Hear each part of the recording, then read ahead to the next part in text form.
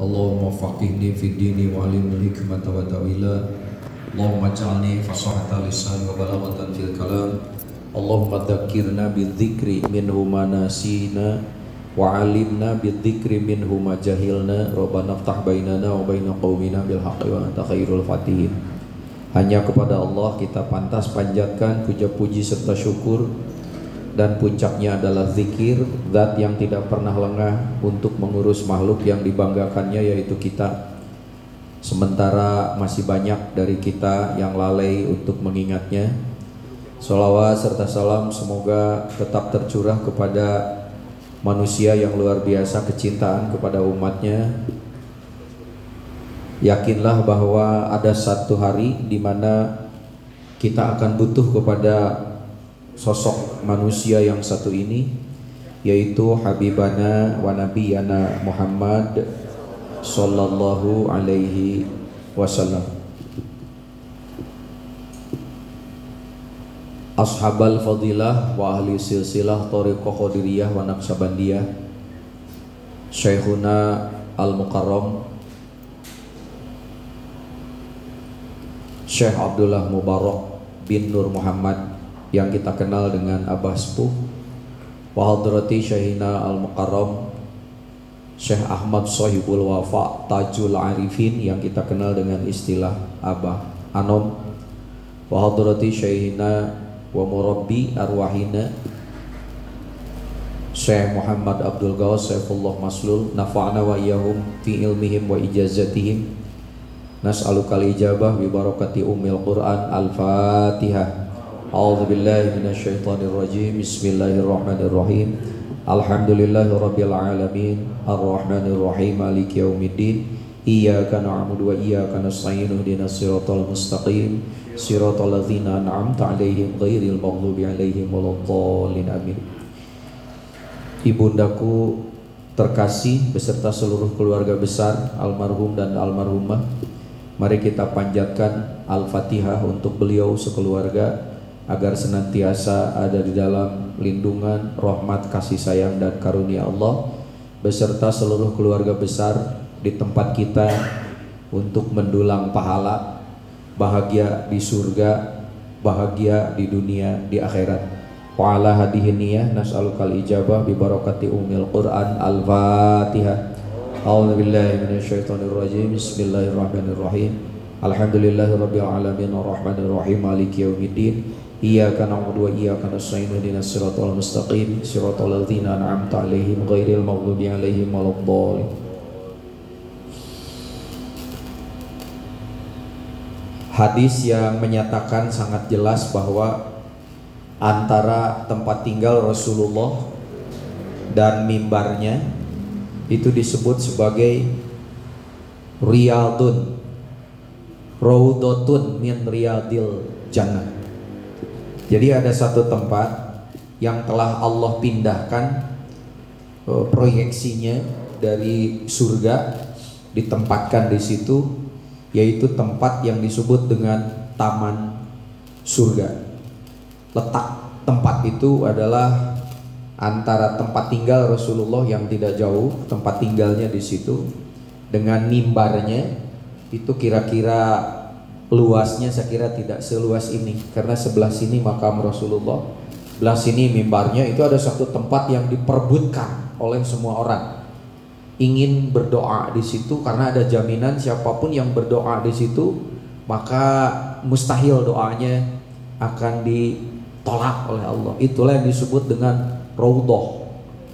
Tetapi kita harus cerdas di sini.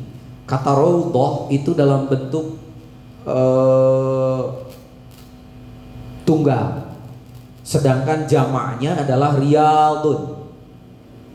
Hadis ini menggambarkan bahwa antara mimbar dengan tempat tinggalku ada salah satu taman dari sekian taman surga.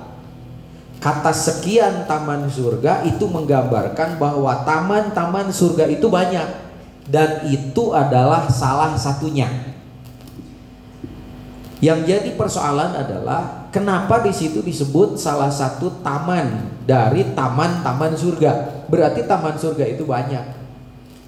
Surga itu adalah satu tempat yang siapapun yang akan masuk ke situ tidak akan bisa kecuali dia pegang kuncinya. Pertanyaannya, apa itu kunci surga? Jawabannya, miftahul jannah la ilaha illallah. Kunci surga itu adalah la ilaha illallah. Maka dimanapun di situ didengungkan, dimanapun di situ dikumandangkan la ilaha illallah, maka disitulah yang disebut dengan taman surga. Surga yang mana? Surga itu dari mulai dunia sampai di akhirat. Jangan berharap kita ingin dapat surga di akhirat kalau dari dunia saja tidak diciptakan. Maka ketika di masjid ini, di stikes ini dikumandangkan, didengungkan la ilaha illallah, maka yakinlah bahwa ini adalah salah satu taman dari taman-taman surga. Ketika di rumah-rumah kalian nanti didengungkan kalimah la ilaha illallah, maka itulah yang disebut baiti. Paham sekarang? Jangan berpikir bahwa surga itu nanti, itu akibat. Surga itu harus dimulai dari sini.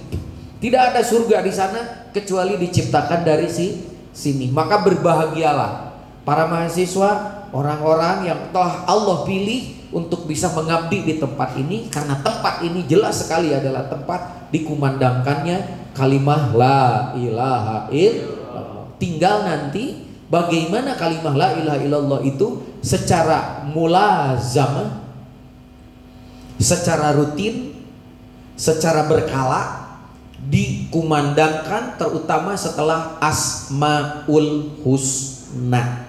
Karena Asmaul Husna adalah bagian dari namanya, dan puncak dari Asmaul Husna itu disebut dengan Ismul Jam'i. Ismul Jam'i itu adalah kumpulan dari nama-nama Allah.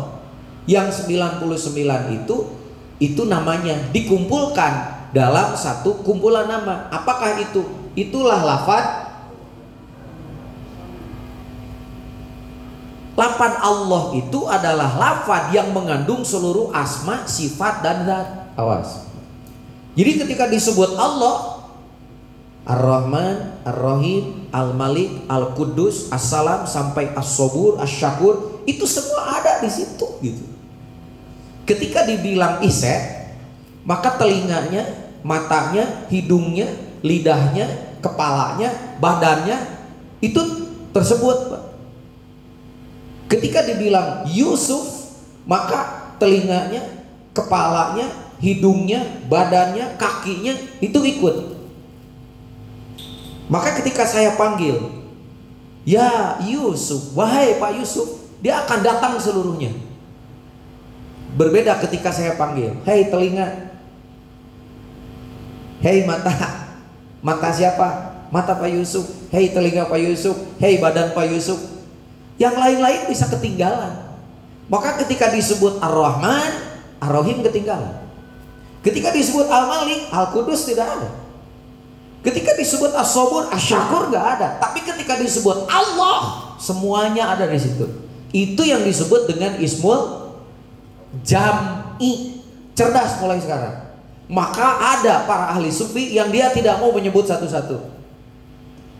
Ar-Rahmanur Rahimul Malikul Quddusus Salamul Mu'minul Muhaiminul Azizul Jabbarul Mutakabbir Subhanallah amma yusyrikun, ada di Quran. Ketika itu disebut, ada kalimat-kalimat lain yang tidak tersebut.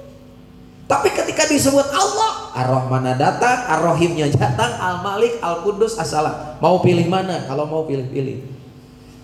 Makanya cerdas kita berpikir. Makin bertorekat makin cerdas. Makin banyak zikir makin bening hatinya. Dia makin tahu. Itu sebab ada zikir Ismul Jam'i. Allahu Allah, Allahu Allah, Allahu Allah, Allahu Allah, Ar-Rahman, Ar-Rahim, Al-Malik, Al-Quddus, sampai Sobur, Syakur, ke bawah semuanya. Itu yang disebut dengan zikir cerdas.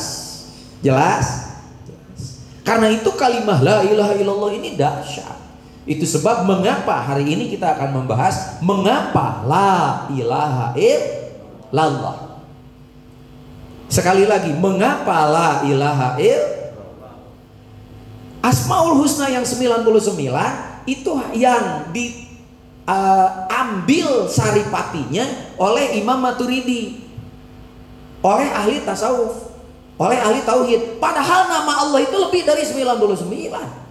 Di dalam Taurat, di dalam Injil, di dalam Zabur, dan nama-nama yang lain yang kita nggak tahu. Jadi jangan menganggap bahwa nama Allah cuma 99 itu.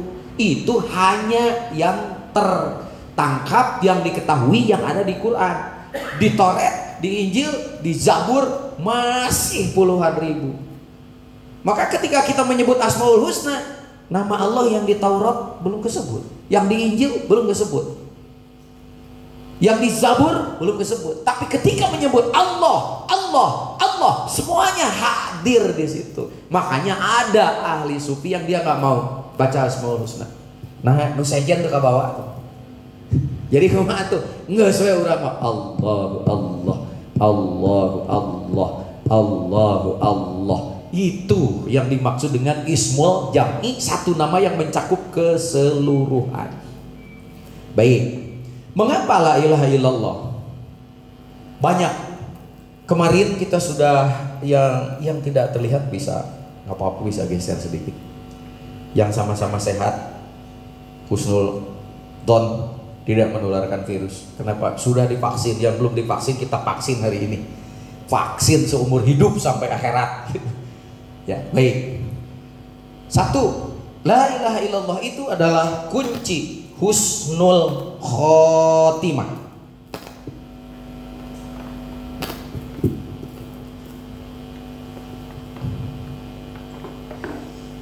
Catat, ingat baik-baik, apapun tugas kita, kalau matinya su'ul khotimah, gagal semuanya.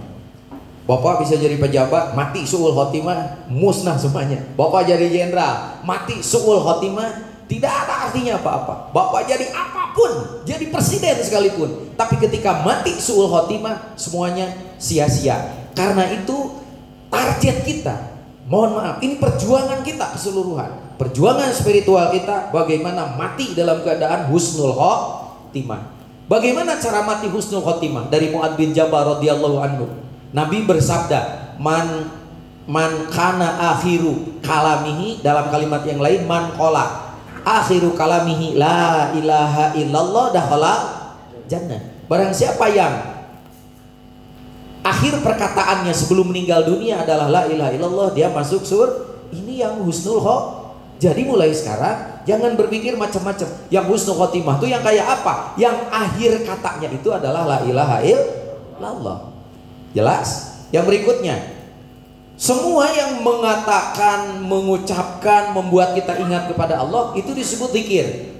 Tetapi afdhalud dzikri la ilaha illallah. Itu dahsyatnya la ilaha illallah. Bapak boleh subhanallah zikir, alhamdulillah zikir, Allahu akbar zikir, la haula zikir. Tapi mana zikir paling afdal? Afdhalud dzikri la ilaha illallah. Jelas? Yang berikutnya, kita percepat. Ternyata amalan kita setelah sholat zikir, Pak. Fa idza qadaytumus sholat tafadkurullah. Maka apabila kamu menyelesaikan sholat, zikirlah kepada Allah. Kenapa ada subhanallah, alhamdulillah, la ilaha illallah? Itu perintah hadis karena Rasulullah pernah melaksanakan begitu. Tapi kalau mau konsekuen pakai Al-Quran, setelah selesai sholat adalah zikir. Makanya para ikhwan yang sudah tahu tentang rahasia zikir, begitu selesai sholat, ilahi anta maksudi wa ridhoka matlubi a'tini mahabbataka wa ma'rifataka la ilaha illallah. Baru setelah itu subhanallah, alhamdulillah, Allahu akbar. Kenapa begitu? Sekarang ini sudah mulai karena banyak dibid'ahkan, tidak ada zikir bersama. Maka setelah sholat itu subhanallah, alhamdulillah, Allahu akbar, la ilaha illallah. Nah, paling nggak Allahumma lantas jalan itu bukan Allahumma antas salam. Ya, antas salamnya juga sudah bangkrut radio. Di mana itu? Di sini. Iya, dulu saya suka siaran di situ. Suka siaran. Antas salam. Masih ingat mungkin jinglenya, antas salam, wow. Masih ingat ya. Jadi wow itu dari kata wow. Ternyata wow itu kalimat pembuka seluruh huruf.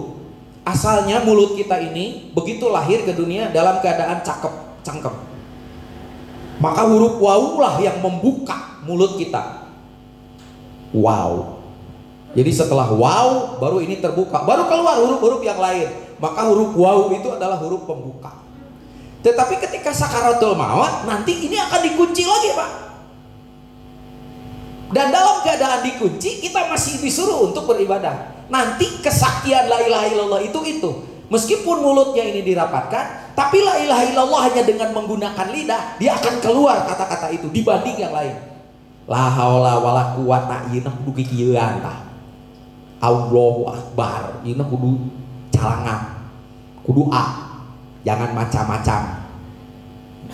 Saya A saja, apa kasadanya A saja. Tapi la ilaha illallah meskipun mulutnya nanti dikunci, di dalam itu masih bisa diucapkan.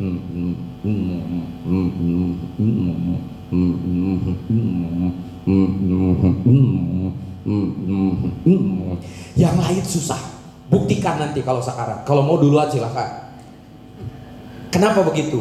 Supaya manusia tetap selamat. Ketika mulutnya pun dikunci, la ilaha illallah masih kan bisa. Apalagi yang biasa dzikir la ilaha illallahnya sudah ditanam di dalam dada. Maka jangan khawatir. Itu dia. Boleh dicoba.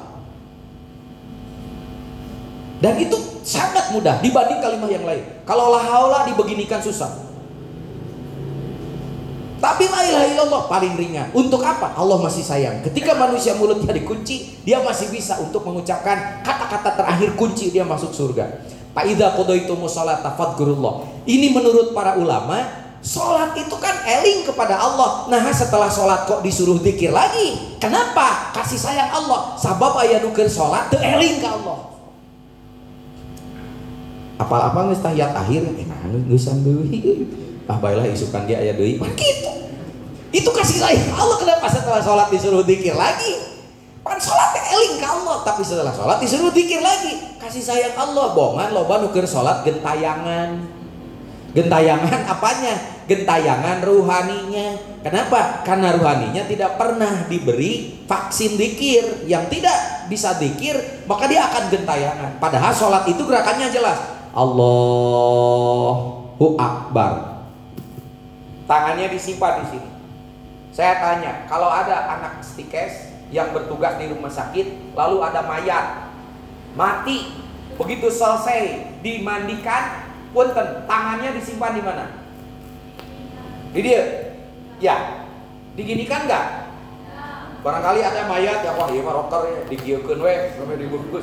Enggak ada, semua diposisikan begini. Sementara ketika kita sholat setelah mengagungkan hanya Allah yang Maha Besar, tangannya disimpan di sini, persis seperti berarti kita itu dimatikan oleh Allah. Apanya? Ketika kita sholat, matikan pendengaranmu, penglihatanmu, penciumanmu, hentikan semuanya, putus di sini dengan urusan dunia, karena dunia lambangnya perut. Itu yang disebut dengan antal maut qobla. Iya mah geus dimautkeun ku Allah, anggar gentayangan, itu yang berbahaya. Maka kalau mau lihat mayat-mayat gentayangan, tinggal limunkeun sholat. Jelas? Ada rahasia-rahasia yang selama ini tidak pernah kita tahu. Apalagi la ilaha illallah, pelindung dari api neraka. Tidak ada yang kebal dengan virus. Meskipun pakai APD tetap ditembus oleh virus. Karena yang mematikan bukan virus, yang mematikan adalah Allah. Nanti ada yang tidak bisa dihalangi oleh apapun, itulah api neraka. Tetapi mari kita lihat hadisnya. Dari Umar radhiyallahu anhu berkata, saya mendengar Rasulullah SAW bersabda, sungguh aku akan mengajarkan sebuah kalimat. Tidaklah seorang hamba mengucapkannya dengan benar dari hatinya, mengucapkan tapi dari hati. Berarti hati itu punya mana suara hati? Ketika ini berhenti, di dalam ada. Itulah yang disebut dengan suara hati. Lalu ia mati di atas keyakinan itu. Kecuali Allah mengharamkan tubuhnya dari api neraka. Apa kalimah itu? Yaitu kalimah la ilaha illallah. Makanya itu yang dikatakan, orang yang sudah benar-benar la ilaha illallah, haram api neraka untuk menyentuhnya. Lanjut. Penghapus dosa masa lalu. Pertanyaannya, dengan ibadah apa Rasulullah menghapus dosa-dosa orang jahiliyah yang masuk Islam? Sholat belum ada, zakat belum ada, puasa belum ada. Kalau kita yakin bahwa sholat itu setelah Isra Mi'raj, itu kan sudah di Madinah. Begitu orang-orang jahiliyah yang dosanya luar biasa masuk Islam, lalu dosanya dihapus dengan apa? Mari kita lihat. Nih, di dalam Al-Quran surat An-Nisa ayat 64, wa ma arsalna min rasulin illa liyuta'a bi'idznillah walau annahum idzalamu anfusahum ja'uka. Dan kami tidak mengutus seorang rasul melainkan untuk ditaati dengan seizin Allah. Sesungguhnya jika mereka ketika menganiaya dirinya, yaitu orang-orang jahiliyah pada waktu itu, yang dosanya luar biasa, ja'uka, datang kepadamu, kepada Rasulullah. Lalu mereka meminta kepada Rasulullah jaminan. Muhammad, kalau aku masuk Islam, emang jaminannya apa? Dosa gue masa lalu itu banyak sekali. Kalau dosa gue tidak diampuni, buat apa gue masuk Islam? Kata Rasulullah, begitu kamu masuk Islam, dosa masa lalumu dihapus sama sekali. Dengan apa? Sholat belum ada, zakat belum ada, puasa belum ada. Lalu memohon ampun kepada Allah. Siapa orang-orang jahiliyah? Dan Rasul pun memohonkan ampun untuk mereka. Akhirnya mereka mendapatkan Allah maha penerima taubat lagi maha penyayang. Saya malam tadi dikirim download beberapa kitab dari salah seorang rekan saya. Itu ada kitab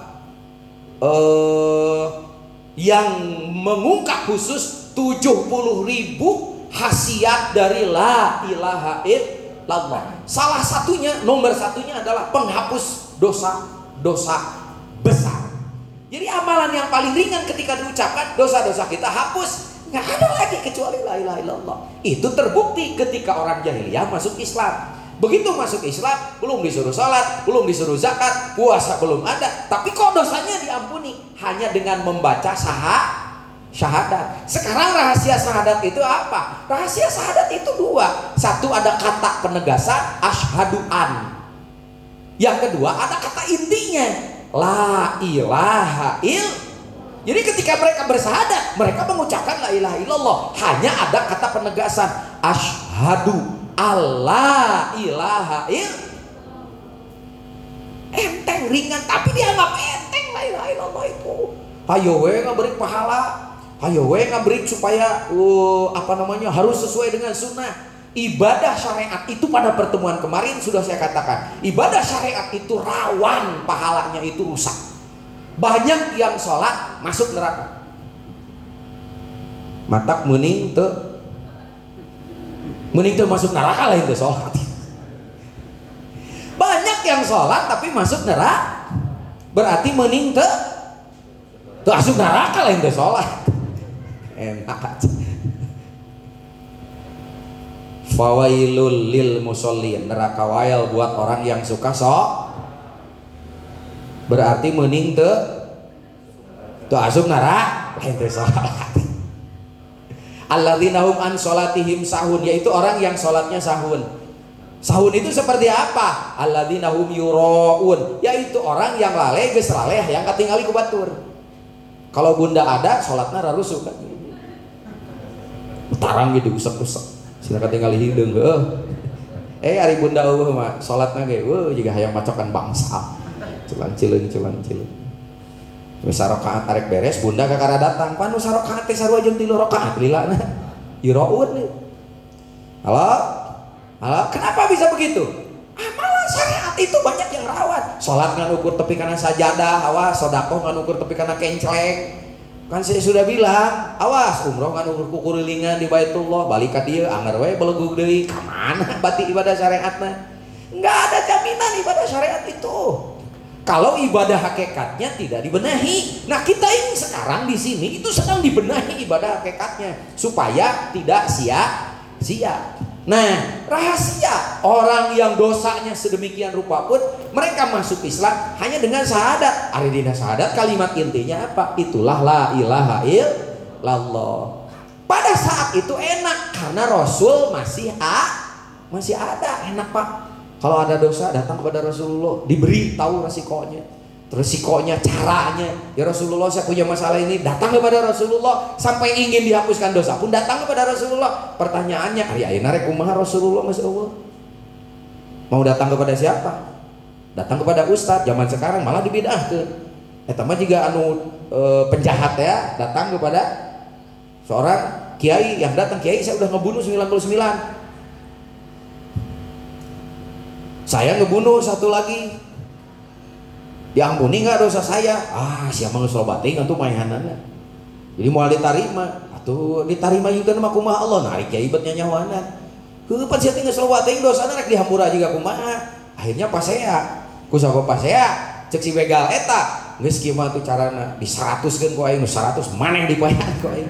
Kita mau kepada siapa? Disitulah pentingnya ada seorang mursyid. Rasulullah sudah tidak ada. Petuk seorang mursyid. Apa bedanya mursyid dengan kiai biasa? Mursyid itu adalah guru ruhani.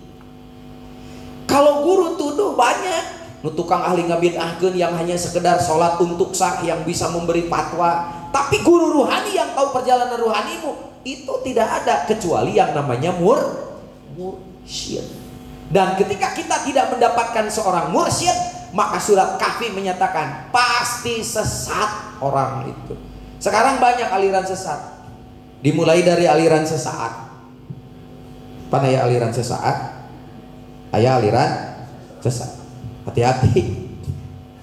Pentingnya seorang mursyid. Mayyahdillahu fahuwal muhtad wa mayyudlilil falan tajidalahu waliya mursyida. Barang siapa yang diberi petunjuk oleh Allah, maka dialah yang mendapatkan petunjuk. Dan barang siapa yang disesatkannya, maka kamu tidak akan mendapatkan seorang pemimpin. Siapa yang disesatkan? Yang tidak mendapatkan mursyid tidak akan mendapatkan seorang mursyid yang dapat memberi petunjuk kepadanya. Itulah pentingnya mursyid. Makanya kalau orang tahu, dia akan mencari ada dimanapun mursyid itu dia kejar. Baik. Apalagi khasiat la ilaha illallah, ibadah hakikat sebagai ibadah pamungkas. Wa'bud rabbaka hatta ya'tiyakal yakin. Perintah ibadah sampai datang kematian. Memeh mati pasti sakarat. Dan ketika kita sakarat masih disuruh untuk beribadah. Pertanyaan saya pada waktu itu, kira-kira ibadah apa? Pasti bukan ibadah syariat. Orang sedang sakarat disuruh sholat, susah.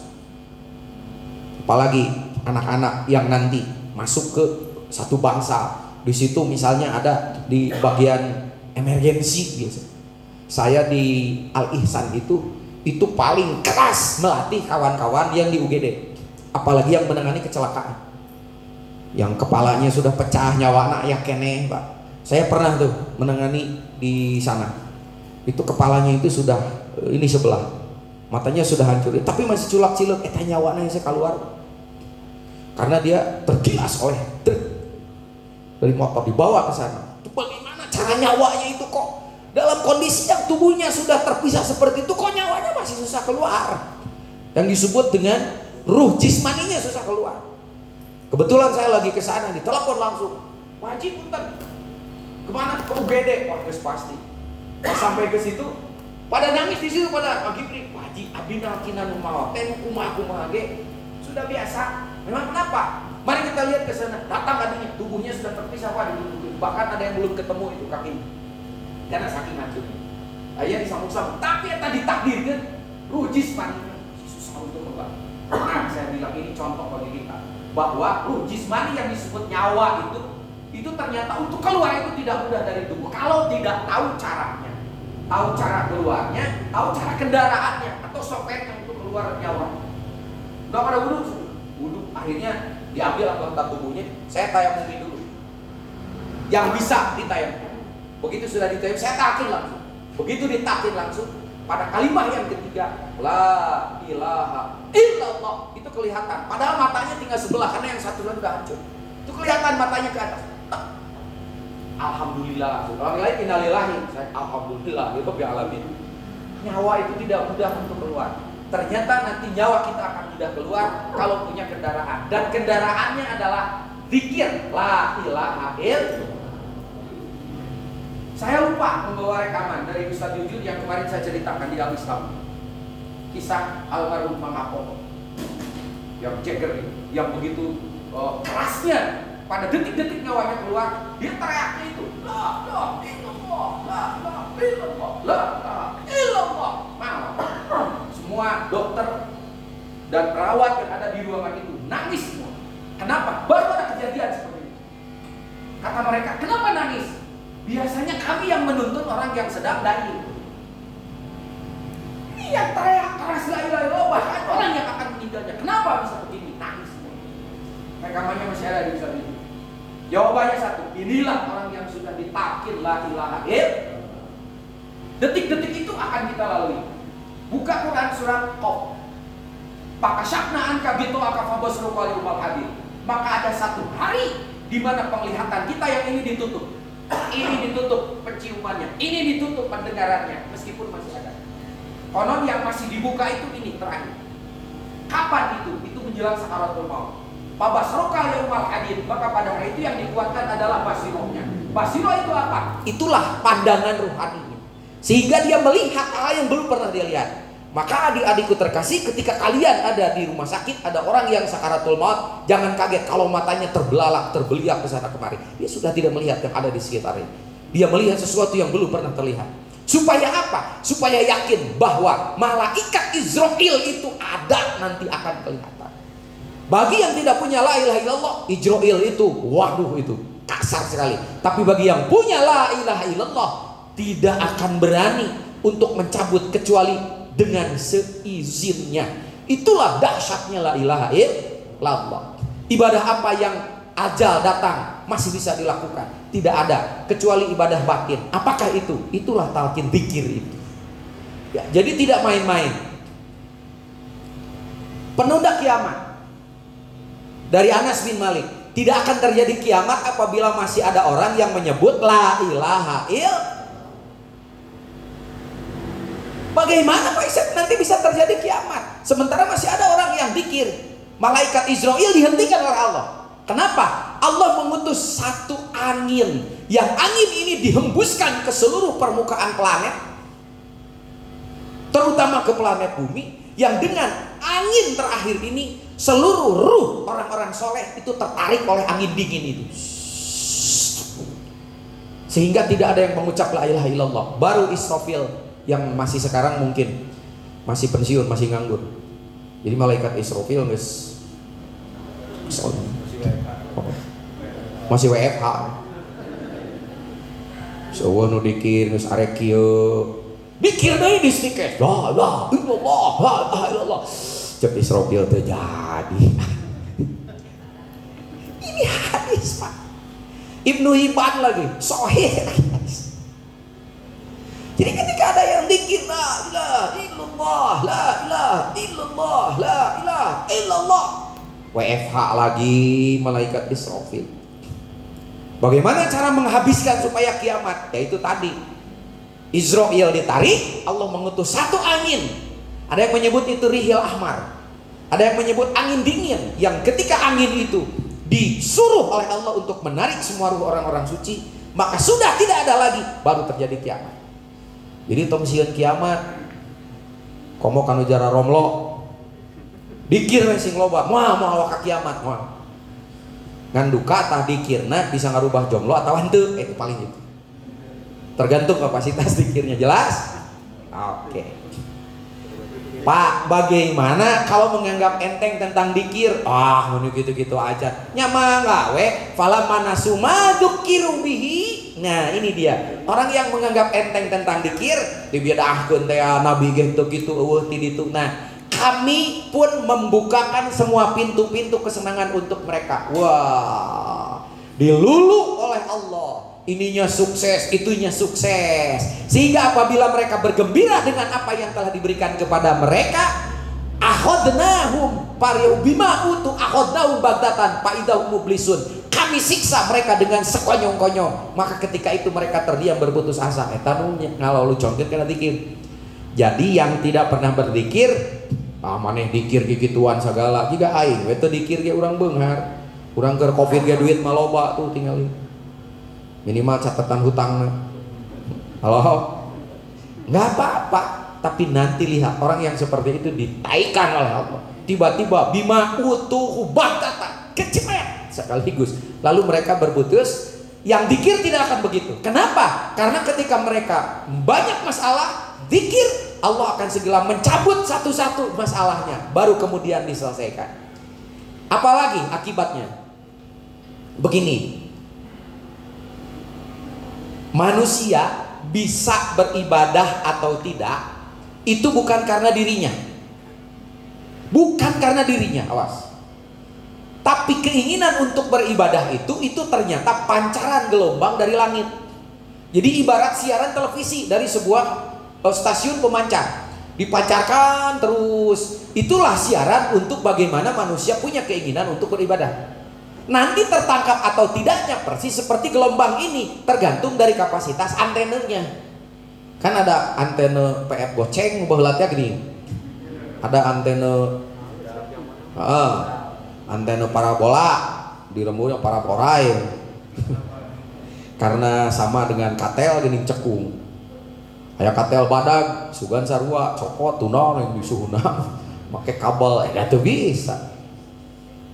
Siaran boleh sama, tapi daya tangkap berbeda, iya enggak?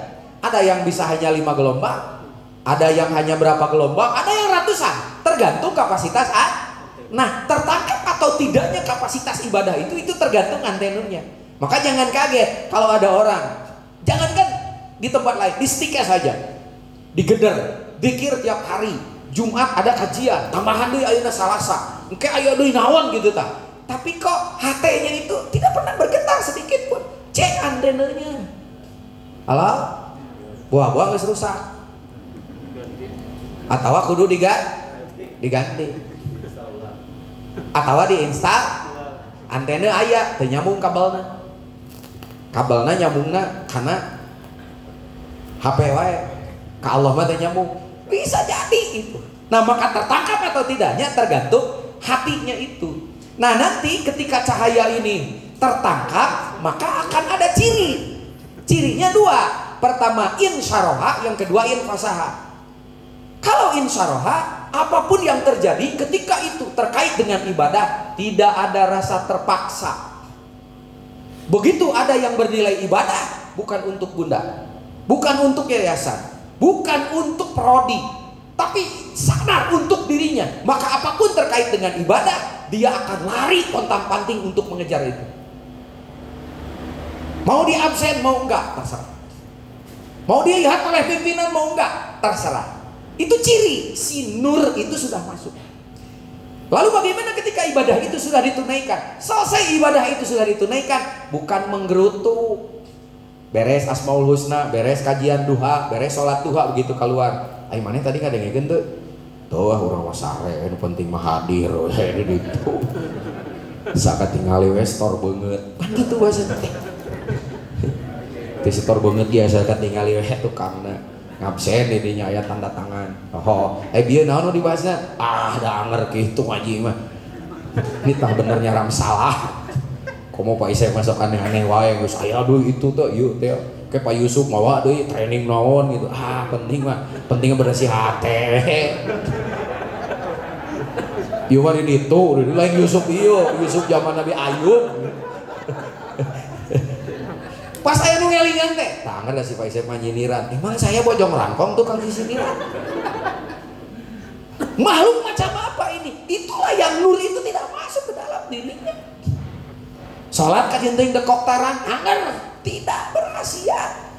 Jadi itulah syarohanya nggak ada, insyarohanya nggak ada, nggak terbuka hatinya. Maka inilah yang disebut dengan orang yang dibutakan mata hatinya. Panona molotot, tapi panon hate nama anggar tertutup. Yang tertutup itu disebut kafaro, orangnya disebut kafir. Jadi orang kafir bukan orang jahat. Orang kafir itu yang mata hatinya belum terbuka dengan hidayah. Ini mau disebut kafir teh ngambek, kafir sia. Kafir naon sia? Tamat-tamannya masih katutup. Katutup ku naon? Katutup ku buka. Makanya yang menutup-nutup disebut dengan cover. Nusok ngejagaan disebut kiper. Dutara ngaji disebut kuper. Terbuka-buka hatena, itu mahalnya hidayah dan taufik. Ya. Jadi ketika nur itu masuk, pertanyaannya, bagaimana cara memasukkan nur itu? Bagaimana cara mengontrol nur itu masuk? Itu yang mahal. Dan ngaji mah dina radio, dina YouTube bisa. Awas. Nah, nanti maka apakah orang yang dibukakan Allah hatinya untuk menerima agama Islam lalu mendapatkan cahaya dari Allah sama dengan orang yang membatu hatinya? Ini yang disebut dengan orang yang membatu hatinya karena tidak terbuka. Fawailul lil qasiyah, celakalah orang yang qasiyah. Qasiyah itu yang hatinya itu keras. Siapa yang hatinya keras? Mereka yang tidak pernah zikir kepada Allah. Jelas tentara dikir mah teu asa teh. Di situ percaya keluar ke natena, bawa ke jalan kereta, sok takon lalu ke jalan kereta dan belum terang atuh teh.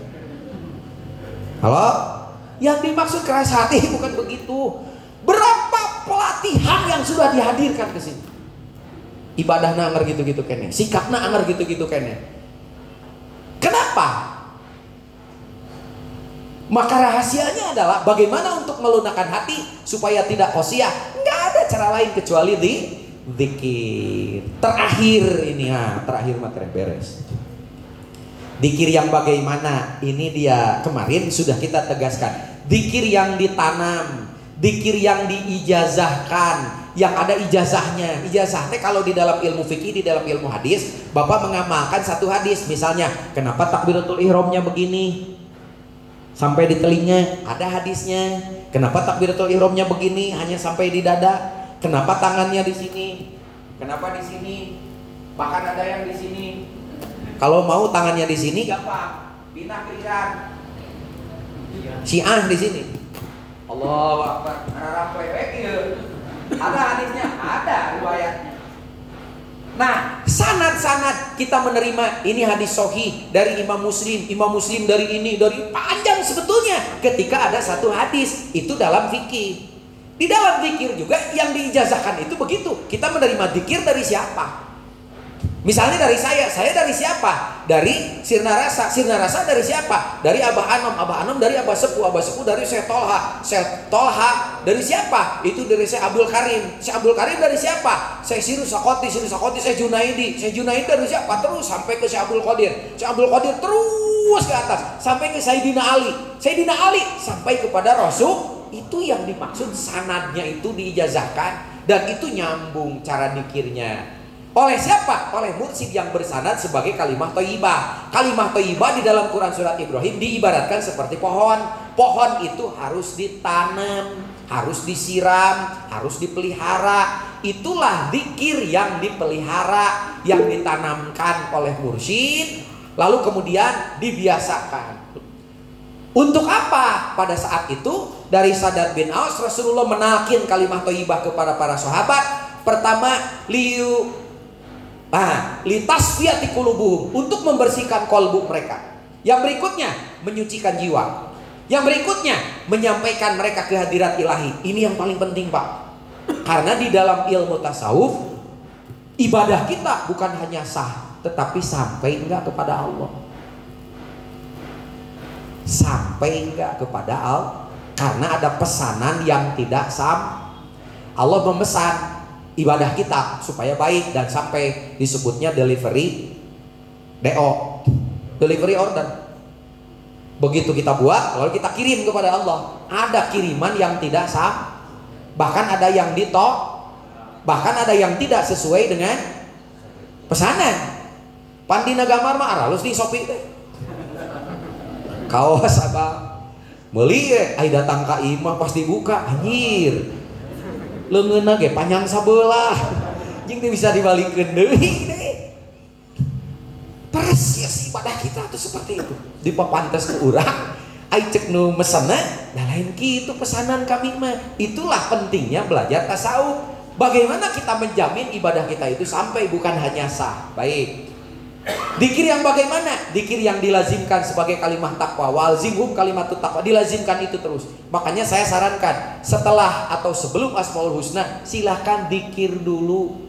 Jangan Asmaul Husna dilae-lae, dikirna enggak. Karena Asmaul Husna bagian dari dikir. Dikir apa? Lafdzul jalalah, lafaz Allahnya itu yang harus diagungkan, jangan hanya sebagian namanya. Kalau mau adil, tambahan jeung sifatnya. Jadi jangan ma'rifatul asma, kan ada ma'rifatul sifat, kan ada ma'rifatul af'al. Ari sifatna teu pernah disebut wujud, kidam, mukhalafatu, qiyamuhu, wahdaniyat, ilmu, basor kalam, aliman, basiron.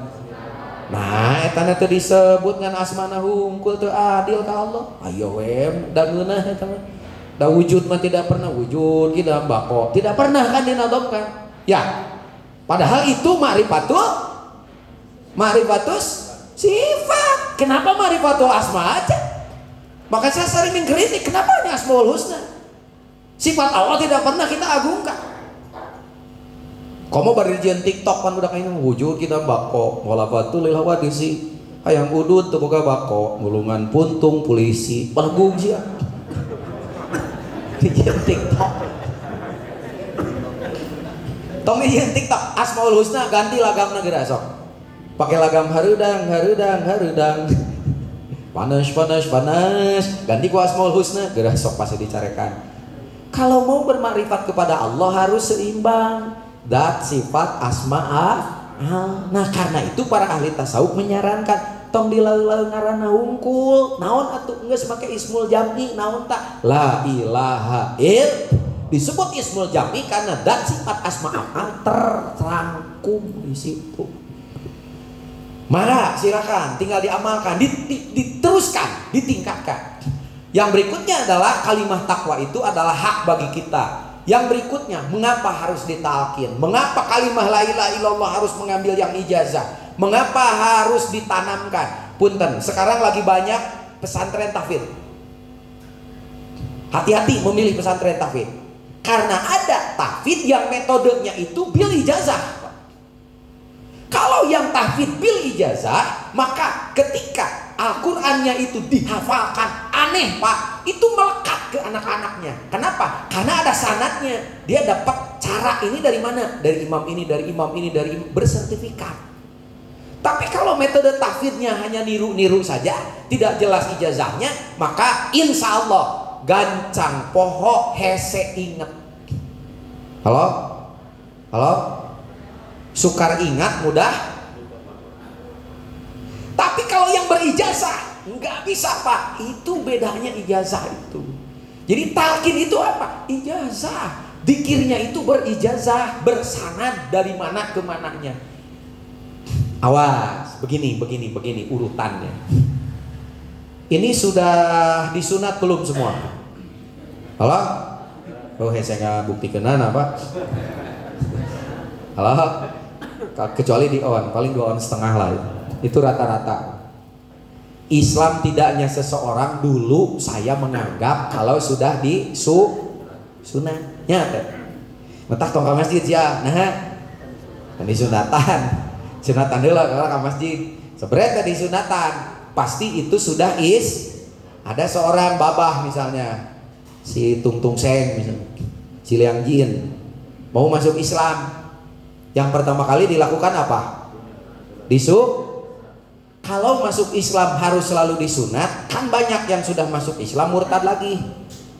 Jika artis, begitu sudah murtad lagi, diberitahu dia harus Islam lah. Kalau Islam lagi harus gimana? Halo? Kudu disunat 2 kali murtad, 2 kali 3 kali murtad, arek asup Islam deui pasti buntung eueuh. Kalau masuk Islam itu syaratnya harus ternyata bukan. Syarat masuk Islam itu adalah dengan syahadat. Kakak sah Islamnya. Syarat sahnya Islam seseorang dengan syahadat. Pertanyaannya ini, kalau syarat sahnya syahadat apa? Siapa tahu syahadat kita itu sudah rusak. Siapa tahu syahadat kita itu tidak sah. Syahadatnya tidak sah, Islamnya tidak sah. Awas. Ai syarat sahna salat diperebutkeun. Di dieu ge mungkin aya nu pasea perebut usoli antara nu usoli jeung nu teu. Nu ruku pakai Robial Nadim.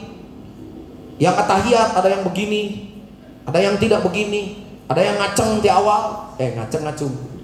Beda bentuk, awas. Beda bentuk, beda subjek. Kalau ngacung ini, kalau ngaceng yang 2 on setengah. Syarat sahnya syahadat apa? Syarat sahnya Islam adalah syarat sahnya syahadat apa? Karena kalau syarat sahnya syahadat rusak, Islam naruh. Dan kita nggak pernah tahu. Itu yang harus ditafakuri. Ternyata syarat sahnya syahadat itu 2. 1 makrifat, 2 baru sah syahadat. Mari kita lanjutkan. Komponen atau rukun makrifat ada berapa? Ada 3. 1, tahu persis zat yang akan disembah. Ini makrifat nih. Yang kedua, pengetahuan ketuhanannya dibentengi dengan ilmu. Yang ketiga, yang dipertuhankan harus cocok dengan kenyataan. Begini, ayat wa ma khalaqtul jinna wal insa illa liya'budun, menurut beberapa tafsir ada yang harus lebih didahulukan sebelum kita menyembahnya. Apa? Mengetahui dulu zat yang akan disembah. Bagaimana kita bisa beribadah dengan benar kalau zat yang akan kita sembah kita tidak tahu persis? Boha-boha urang ge salat teu bener, ibadah teu bener, umroh teu bener, da can apal anu arek disembahna kakara dilelebah wungkul. Karena tidak tahu persis, maka juga si kabayan. Aya si kabayan pa naik kaluhureun masjid. Cek DKM kabayan maneh keur naon? Ek neangan Allah. Nabat maneh neangan Allah kadinya. Sugan Allah teh aya di luhur. Naik Pak, kana naon? Kana momolok teh ning ka luhur. Geus tepi ka luhur cek si kabayan teh ieu Allah teh. Pandina luhureun munara sok aya anu dijieun tina seng geuning gitu tah. Cokot teh dipotongkeun ka hana. Kabayan ti mana? Ti luhur. Tos naon? Tos nyangan Allah. Kapanggih Allahna? Kapanggih ternyata Allah teh tina seng tah ieu. Karena kita tidak tahu persis sasarannya. Jangan-jangan sholat pun kita nggak tahu kemana. Halo? Pikiran itu liar, Pak. Allahu Akbar. Sober. Apa yang terlihat muncul di pikiran? Apa yang ada di alam pikiran kita saat itu? Allahu Akbar. Kredit motor. Allahu Akbar. Shopee can dibayar. Pesanan can datang. Untuk arek delivery order naon wae. Liar, Pak, pikiran itu liar sekali. Itu sebab kita harus punya cantolan. Cantolan itu disebut robitoh. Robitohnya kepada siapa? Kepada orang yang nyantol kepada Allah. Makanya di dalam tasawuf seringkali kalau kamu mau ingat, mau sholat, mau khusyuk, bayangkan wajah gurumu. Bukan menyembah kepada wajah guru. Supaya apa? Supaya ada cantolan pikiran, jangan kemana-mana. Kenapa? Karena guru adalah refleksi dan cermin kepada ilahi. Itu Pak maksudnya. Pak menang karena benda. Ada yang menyebutkan kalau benda itu misalnya apa, itu membuat kita musyrik, itu nggak boleh. Misalnya Allahu Akbar ngabayangkeun Ka'bah, akhirnya kita menyembah kepada Ka'bah. Bukan itu yang dimaksud robitoh. Tapi dengan menghadirkan Ka'bah, titik fokus kita tidak kemana-mana. Itu maksudnya robitoh. Jaga pikiranmu. Kenapa? Karena tidak tahu persis zat yang akan disembah. Bahkan nanti ketika tidak tahu persis zat yang akan disembah, nanti yang dipertuhankan itu tidak cocok dengan kenyataan. Banyak yang dianggap Tuhan, ternyata dia bukan Tuhan. Saudara-saudara kita yang beragama lain, dia menganggap yang dipertuhankan itu nggak cocok dengan Tuhan. Masa Tuhan dilahirkan? Masa Tuhan boga anak pun boga incu, ari akina saha? Harus cocok. Itulah makrifat. Jadi syahadat kita akan sah kalau makrifat dulu. Makrifat itu tahu persis dan tidak akan disembah. Bagaimana kalau belum tahu persis? Itulah pentingnya talqin nanti. Yang kedua, komponen yang kedua syahadat itu baru sah kalau ada tasdik. Tasdik itu apa? Membenarkan. Syarat yang pertama iddi'an. Iddi'an mengakui dulu Allah sebagai ilah dan Rob. Kalimat pengakuannya yaitu syahadat uluhiyah. Asyhadu alla ilaha illallah. Itu sebab orang yang mau masuk Islam disuruh bersyahadat. Kalau kita supaya berulang-ulang, maka kita disuruh untuk karena di dalam sholat pasti ada syahadat. Masih lupa, dipanggil dengan adzan. Jangan main-main itu menyempurnakan syahadat kita. Karena siapa tahu dalam beberapa detik kita itu bukan lagi Allah Tuhan kita. Bisa duit, bisa harta, bisa kabogoh, bisa naon yang menguasai kita. Buktinya ketika ada panggilan adzan, itu teh peringatan dari Allah bahwa buburu balik deui, bahwa maneh geus mangeranan lain Allah tuh. Makanya orang yang tahu, yang sudah bertorekat ketika adzan dihentikan segalanya. Siapa tahu kita bertuhankan selain Allah. Allahu Akbar, Allahu Akbar. Itu peringatan. Keluar dari apa yang kita pertuhankan sehari-hari. Awas. Yang kedua, qabul. Qabul itu menerima Muhammad sebagai Rasul dan utusannya. Kalimat penerimaannya raditu billahi robba. Maka ada kalimat itu suka diulang-ulang. Di dalam Asmaul Husna ada. Pertama apa dulu? Asyhadu. Ingat di awalnya? Syahadat dulu. Setelah syahadat baru raditu wabil islami. Itu menggenapi rukun syahadat. Jadi tidak main-main itu. Kenapa? Karena kita akan bermakrifat. Makrifatnya makrifatul asma. Baru ya Allah, ya Rahman, ya Rahim, ya Malik, ya Kudus, ya Salam, ya Muhaimin. Sebelumnya apa? Jadi tidak main-main, itu disusun sedemikian rupa. Kenapa penerima membenarkan itu harus mengakui dan menerima? Karena banyak yang mengakui Allah sebagai Tuhan tapi tidak mau menerima Muhammad sebagai utusannya. Contohnya Yahudi dengan Nasrani, mereka tidak mau. Berarti kalau syahadat kita harus sah, maka kita harus makrifat dulu. Pertanyaannya, kapan kita makrifat? Karena makrifat itu senantiasa di akhir. Syariat, tarekat, hakikat, makrifat. Tidak salah itu kalau makrifat disimpan di akhir sebagai hasil. Tapi dalam beragama, makrifat harus duluan. Kapan kita makrifat? Detik-detik saat ruhani manusia terhadap Tuhannya satu lalai. Yang kedua lupa. Diingatkan Quran surat Al-A'raf ayat 172. Ruhani kita sudah pernah berjumpa dengan Allah, tapi ketika lahir ke dunia, inna kunna an hadza ghafilin. Lupa lagi tentang itu. Maka detik-detik diingatkan. Tidak tahu, diberitahu. Apa itu? La ilaha illallah, tidak ada Tuhan selain Allah. Sesat, dikembalikan. Bengkok, diluruskan. Jadi ada detik-detik saat rohani manusia lalai terhadap Tuhannya, tidak tahu diberitahu, yang sesat dikembalikan, yang bengkok diluruskan. Pertanyaannya adalah kapan?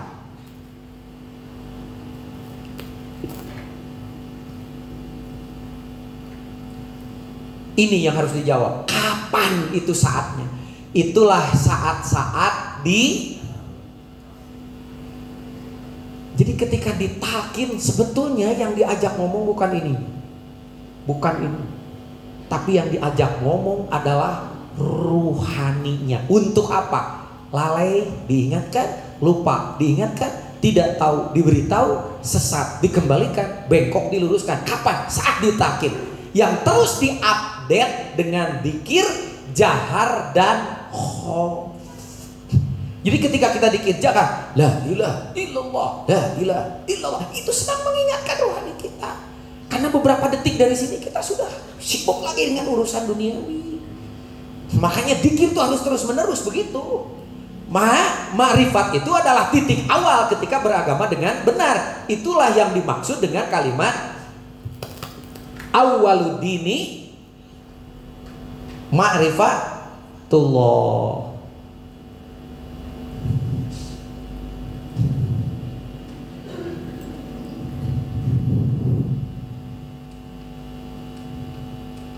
Nah ini Jadi kalau kita mau beragama, mulainya dari sini.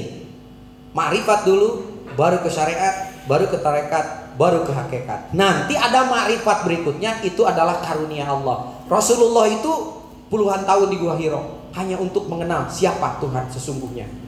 Baru turun perintah syariat, baru ada tata cara, baru nanti tahu hakikatnya. Baik, terakhir kita lanjutkan kajian kita. Nah, mengapa dikirnya itu harus ada gerakan? Kenapa dikirnya harus begini? La ilaha illallah, la ilaha illallah, la ilaha illallah. Karena ada rahasia pada setiap diri manusia, ada titik-titik tempat nafsu bersarang. Nih, ini di tengah dada, dan dimulai dari sini. Karena semua nafsu manusia berpusat di syahwatnya yang 2,5 ons. Dari sini naik ke perut. Di sini ada titik nafsu, di sini ada titik nafsu, di sini ada titik nafsu. Sebelah kanan ada 2 titik nafsu, sebelah kiri juga ada 2 titik nafsu. Ini, di sini 2, di sini 2, di sini. Itulah yang menjadi drive kita. Nah, nafsu ini di dalam diri kita diletakkan oleh Allah. Ada tempatnya. Tempatnya inilah yang disebut dengan latifah. Ada latifah di sini? Ada? Nggak ada? Jadi latifah itu adalah cawan, tempat nafsu. Di mana? Di luarnya. Tapi jika nafsu ini kemudian dibersihkan, di belakangnya itu ada lubang. Lubang itulah yang menuju kepada ruhani. Jadi rohani itu di dalam, terkurung oleh lapisan nafsu. Nah, setiap nafsu ini ada titiknya. Nafsu bagian luarnya ibarat hama kotorannya. Kalau itu dibersihkan, maka baru ada lubang ke dalam rohani itu. Nah, kita itu ibadah tidak sampai kepada rohani karena terblokir oleh titik-titik kotoran nafsu itu. Itu tidak bisa dibersihkan oleh apapun kecuali oleh zikir. Disitulah hadisnya menyatakan likuli syai'in siqalah wa siqalatul qalbi adzikru. Segala sesuatu ada alat pembersihnya. Alat pembersih kolbu yang ditutup oleh nafsu hanya zikir. Maka jelema utara zikir, ibadah terus ibadah, tapi si ibadahnya tidak masuk energinya kepada rohani. Kenapa? Nafsu-nafsunya ini masih banyak sampahnya. Itulah zikir ini tadi ditarik dari bawah ke atas. Lah, nih dari sini ke sini ditidakadakan, digedor, baru balik ke sini yang 2, balikin lagi ke sini. Makanya begini gerakannya, la ilaha illallah. Itu rahasia di balik gerakan itu. Maka jangan malas untuk bergerak. Kalau tidak begitu, ya silakan saja. Mari kita buktikan. Sok bapak ibadah tapi kan kadepok tara, tapi nah bibirna goreng kan. Bapak ibadah tapi kan gak banyak segala rupa, umroh bolak-balik, tapi nah masih banyak sifat-sifat yang tidak terpuji. Kenapa? Nafsunya. Jadi ibadahnya tidak jelas sasarannya kemana. Itu rahasia kenapa zikir itu harus ada gerakannya. Ketika zikir itu disebut sebagai benteng, maka zikir ini membentengi kita dari depan. Lah, itu kita membentengi dari godaan setan dari depan. Ilaha membentengi dari setan yang sebelah kanan. Illallah membentengi dari setan sebelah kiri. Karena kiri kanan bapak, kiri kanan ibu pasti ada tengok kiri kanan. Ada. Apalagi setannya yang dilipan pak. Sekarang tidak dilihat karena pakai masker. Tapi kalau maskernya dibuka baru kelihatan. Dan setan seperti ini, mohon maaf, tidak mempan dengan ayat kursi. Harus dibuang ayatnya, didagor ke kursi baru ini. Mau dengan apa kita membentengi setan yang gak terlihat itu? Apalagi dia sudah masuk ke hati. Waduh. Lanjut. Nah, kenapa dikirnya harus 2? Harus jahar dan harus khofi. Dikir jahar itu penting dengan gerakannya untuk apa yang selama ini kita kenal dengan istilah tazkiyatun nafsi. Orang yang tidak tahu prakteknya tazkiyatun nafsi hanya teori. Mari kita tazkiyatun nafsi, membersihkan jiwa-jiwa kita. Bari naon? Bari ceurik, bari lewek. Ya Allah, aku ini orang yang berdosa. Cek Allah teh aing ge nyaho sia teu kudu lewek. Ampuni aku ya Allah, kumaha aing? Cek Allah teh ngampuni mah. Ya Allah, bersihkan aku dari dosa. Mikir sih aku mah cara ngabersihkeun nenek. Emang usah dapat sih ya? Belum tentu. Itu Pak. Ini hanya teori. Tapi dengan torekat, karena torekat sebagai metode, itu metodenya. La ilaha illallah.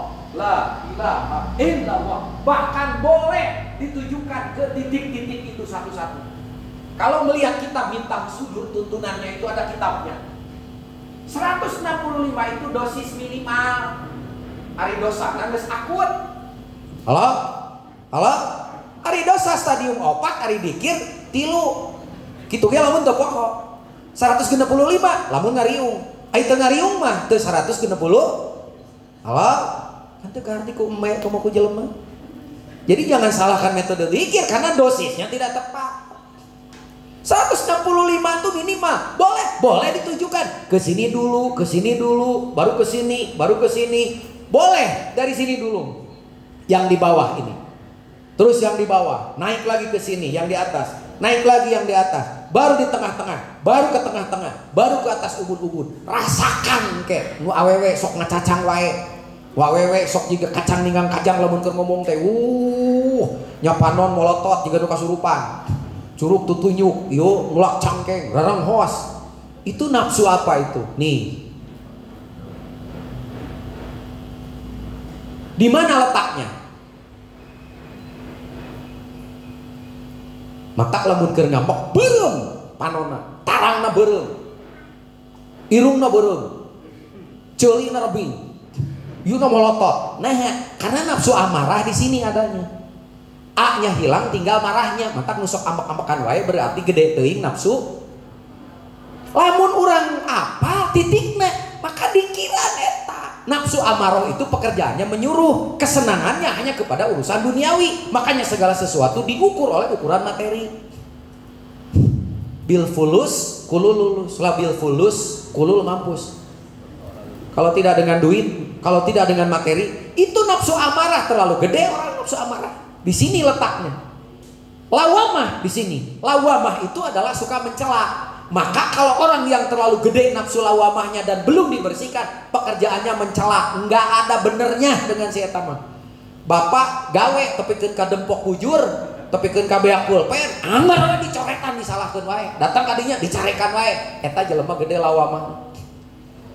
Lawamah pekerjaannya mencela. Begitu disalahkan, dia mencela diri sendiri.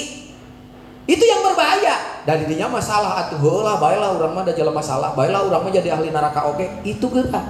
Bahasa yang seperti itu bahasa apa itu? Bahasa setan itu. Pak, Bapak ini salah. Ya Bu, biarinlah saya mah salah juga. Kalau mau dipecat silahkan aja. Aing geus dipecat, Bu. Kenapa saya dipecat? Oh, harapan kamari ayam. Halo? Awas, salah. Sawiyah sebelah susuk kanan. Sawiyah itu nafsu merasa sok pintar, merasa paling tahu. Begitu diterangkan ini, itu kan pengajian saja. Ngaji mau pasti gitulah. Itu yang disebut dengan sawiyah. Itu nafsu-nafsu jeleknya. Nah, baru ada nafsu mutmainnah, letaknya di atas susuk kanan sebelah sini. Sorry. Ini yang mutmainnah, ini susuk kiri. Suki. Diganti. Yang ini nih, diingetin. Amarah, lawamah di bawah sawiyah. Mutmain si mut di letak di sini. Amarah, lawamah, sawiyah, mutmainah, rodiyah di sini. Di atas susuk kanan. Mardiyah di tengah dada di dalam. Kamilah di atas ubun-ubun. Nafsu-nafsu ini adalah penggerak kita. Maka kalau tidak dibersihkan, yang menggerakkan yang jeleknya aja, bukan yang positifnya.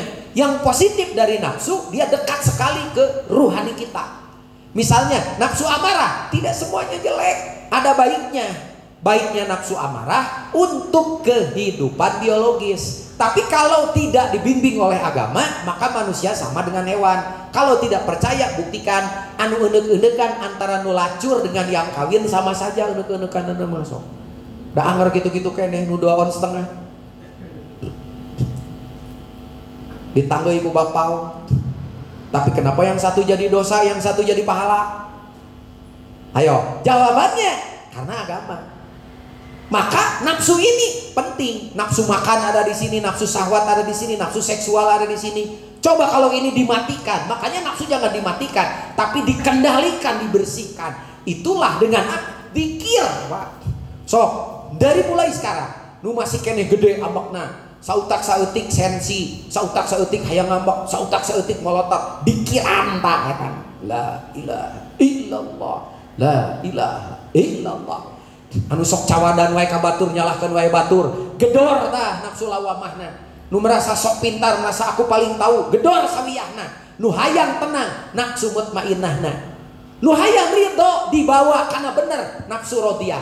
Anu berserah diri kepada Allah, mardiyah. Sampai nanti muncul yang disebut nafsu kamilah. Itulah nafsu kesempurnaan. Maka orang yang seperti ini ketika meninggal, ya ayat Tuhan nafsul mut irji'i ila rabbiki radiyatan mardiyah fadkhuli fi ibadi wadkhuli jannati. Pak, yang ini kemana? Nah, teu digero, nu digero mutmainnah nah hungkul. Itu bahayanya. Kalau mutmainnahnya tidak dihidupkan, yang hidup cuma amarah lawamah sawiyahnya, maka manusia ini persis seperti hewan. Begitu nyawanya keluar, ada 3 yang tidak tersempurnakan di situ. Amarah, lawamah, sawiyah. Dia tidak mau pulang ke sana. Kenapa? Karena tidak ditarik oleh mutmainnah. Akhirnya begitu nyawanya keluar, lihat surat Al-Qiyamah, ainal mafar, ainal mafar. Begitu nyawanya keluar, kaget. Eta nyawana kudu lompat ka mana? Encan ieu nu tinggalin di dunia, makanya ieu aya nu gentayangan. Kalau tidak dengan dikir, dengan apa lagi? Dikirnya yang bagaimana? Yang berijazah. Ijazah itu apa? Itulah yang disebut dengan dikir talqin. Jadi talqin itu ulah talqin euy naon bisi paeh. Nu paeh kudu ditalqin, ngan lamun ditalqin geus arek paeh berarti telat. Nah, itu sebab kenapa harus dikir jahar dan dikir hopi. Para ikhwan sekalian,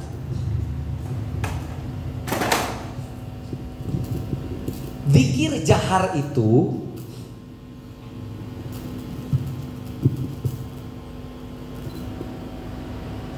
kepentingannya pertama untuk menggedor jiwa-jiwa kita yang kayak hewan gitu tadi. Kalau diambil satu-satu lama. Misalnya kesini dulu 165 boleh. Kalau sudah nyase ada waktu atau butuh, baru titik-titiknya digedor satu-satu. 165, 165, 165, 165, 165, 165, 165, 165. Sok cobian di bumi. Rasakan nanti dampaknya. Karena kalau nanti Allah berkehendak, akan dibukakan rahasia-rahasia kehidupan kita oleh Allah. Makanya kenapa angka 165 dipakai? Pak Ari Ginanjar, gurunya Habib, dia tahu itu ada torikotnya. Bukan 165, satunya tauhid, 6-nya rukun iman, 5-nya rukun Islam. Eta mah cangkang we dari jero nama eta. Di jero nama itu kenapa 165? Ada rahasianya mungkin nanti pada kajian berikutnya. Yang kedua, kenapa zikir harus jahar? Untuk mengalahkan suara-suara yang sudah mengalahkan kehidupan kita. Suara apa? Suara sakit hati, suara kecewa. Ya beda wajah-wajah kecewa wungkul. Beda kicupna. Kecewa.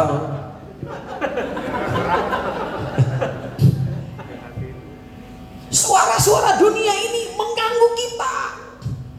Suara orang sakit hati masuk ke alam pikiran kita. Kalahkan suara itu.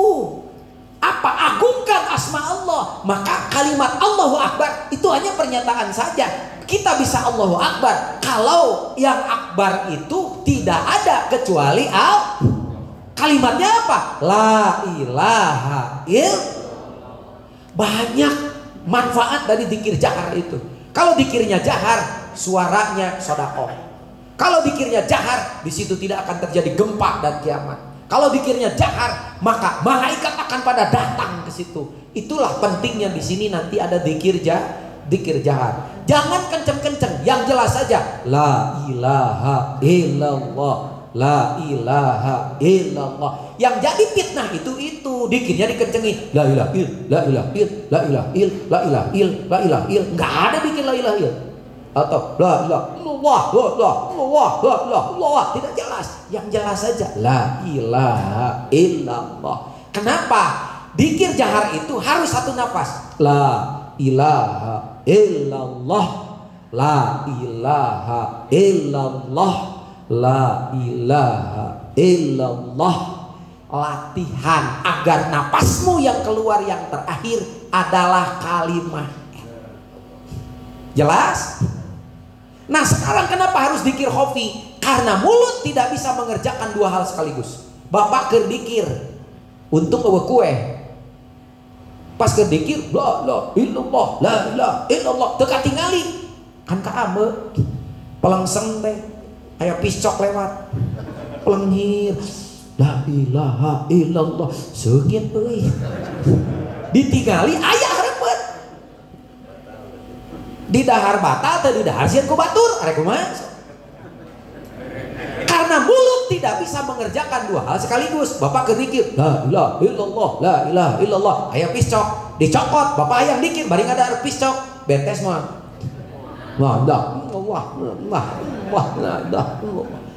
Maka kata Imam Naqsabandi, ketika mulutmu berhenti masih ada yang harus bunyi di dalam, karena ruhanimu juga punya mulut. Itu yang disebut dengan zikir tersembunyi, tanpa suara, tanpa gerakan, tapi dia tetap bunyi. Di mana? Di situ. Kalimatnya tidak perlu panjang-panjang. Maka kata Syekh Naqsabandi, pakai ismul jam'i. Apa itu? Inti dari semua kalimat, semua terkumpul dalam lafaz Allah. Maka cukup dengan Allahu Allah, Allahu Allah, Allahu Allah, Allahu Allah. Bagaimana ritmenya? Ikuti detak jantungmu. Maka dikirnya seiring detak jantung. Allahu Allah, Allahu Allah, Allahu Allah. Hilangkan suaranya. Bisi letah ulal elo, tikalkan kalur.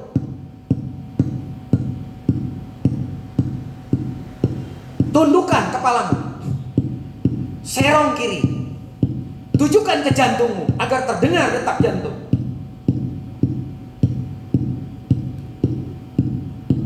Itulah yang disebut dengan zikir sir atau zikir khafi. Zikir itulah yang dahsyat nanti akan menelisik seluruh tubuh kita, sehingga setiap detak jantung kita yang keluar hanya kalimat itu.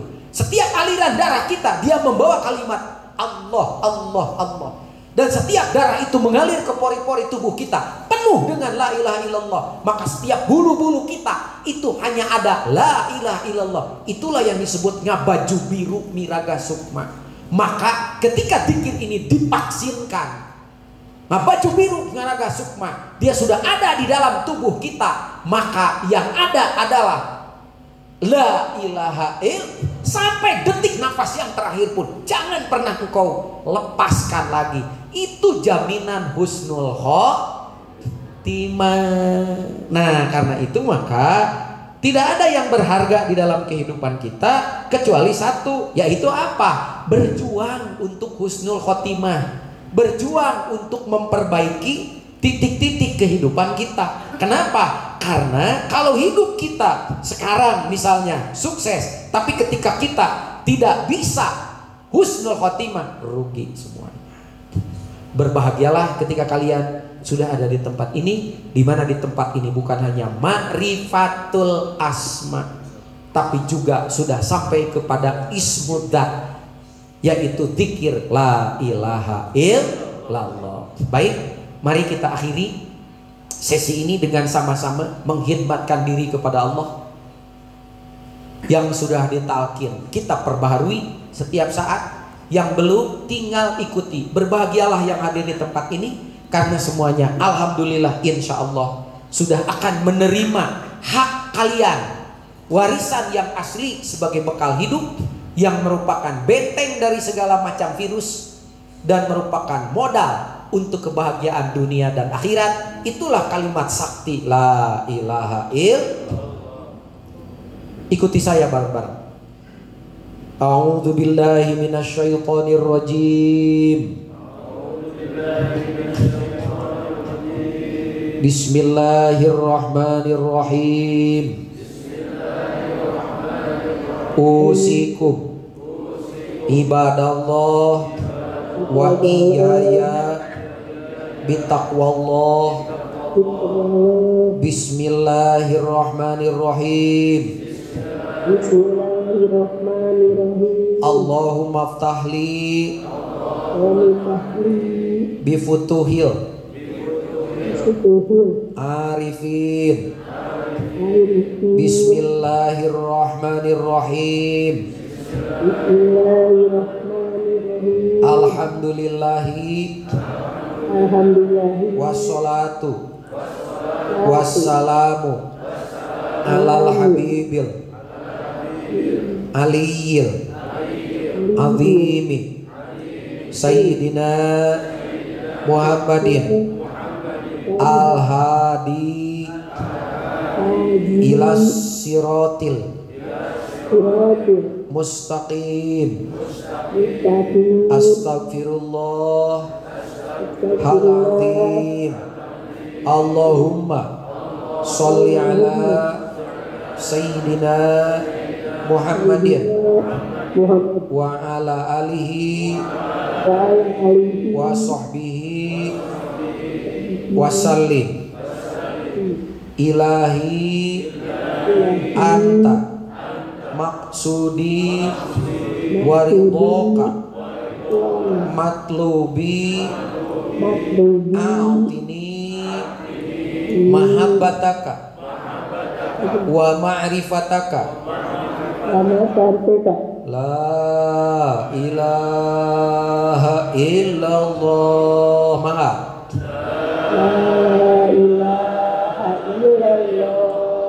La ilaha illallah. Mangga. La ilaha illallah. La ilaha illallah. La ilaha illallah. Sayyiduna Muhammadur Rasulullah. Allahumma sholli wa sallim wa barik amin ya Allah ya rabbal alamin. Allahumma sholli ala sayyidina Muhammadin sholatan tunjina biha min jamil ahwali wal afat wa taqdilana biha jami'al hajat wa tutahhiruna biha min jami'i sayyi'at wa tarfa'una biha indaka 'alad darajat wa tuballighuna biha aqsal ghayat minal khairat fil hayat wa ba'dal mamat. Innal ladzina yubayyi'unaka innama yubayyi'unallah yadullah fawqa aydihim faman nakatha fa innama yankusu ala nafsi wa man aufa bima ahada Allah fasayutihi ajran azima. Allahumma sabbitna fil iman wa sabbitna fil islam wa sabbitna fil ihsan wa sabbitna fit tauhid wa sabbitna fil ma'rifah wa sabbitna bil qawli tsabit. La ilaha illallah min dari dunya ila daril akhirah. Rabbana la tuzigh qulubana ba'da idh hadaitana wa hab lana min ladunka rahmah innaka antal wahhab. Rabbana atina fid dunya hasanah wa fil akhirati hasanah wa qina adzabannar. Subhana rabbika rabbil izzati amma yasifun wa salamun alal mursalin walhamdulillahi rabbil alamin. Amanah terakhir dari Maha Guru kita untuk semuanya. Pertama, doa ilahi anta maksudi waridho kamatlubi atini mahabbataka wa ma'rifataka itu password. Jadi la ilaha illallah baru akan berfungsi kalau passwordnya dibaca dulu. Makanya kalau yang dikir biasa-biasa tanpa ilahi anta maksudi nggak punya passwordnya. Jadi si la ilaha illallahnya tidak masuk ke titik-titik yang tadi. Itu yang harus diketahui. Yang kedua, ilahi anta maksudi artinya ilahi anta maksudi ya Allah engkaulah tujuanku waridho kamatlubi dan hanya ridhomu yang aku cari. A'tini mahabbataka, datangkan sedikit saja, beri aku sedikit cinta kepadamu.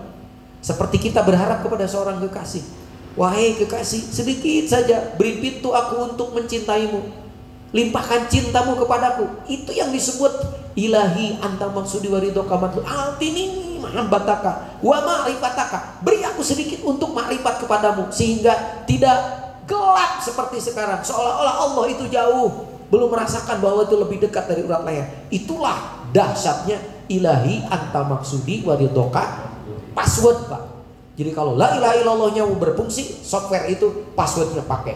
Kemudian terakhir tadi setelah membaca sholawat, maka ada innalladzina yubayyi'unaka innama yubayyi'unallah. Itu adalah kalimat ketika para sahabat Nabi berjanji berbaiat kepada Rasulullah di bawah pohon, riwayatnya ayat itu.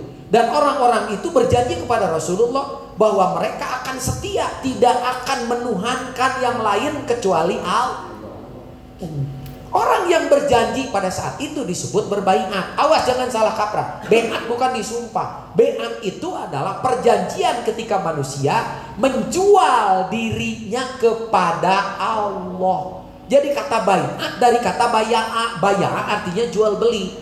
Maka ketika kita ditalkin, bertalkin, kita itu bersumpah untuk menjual diri kita hanya kepada Allah.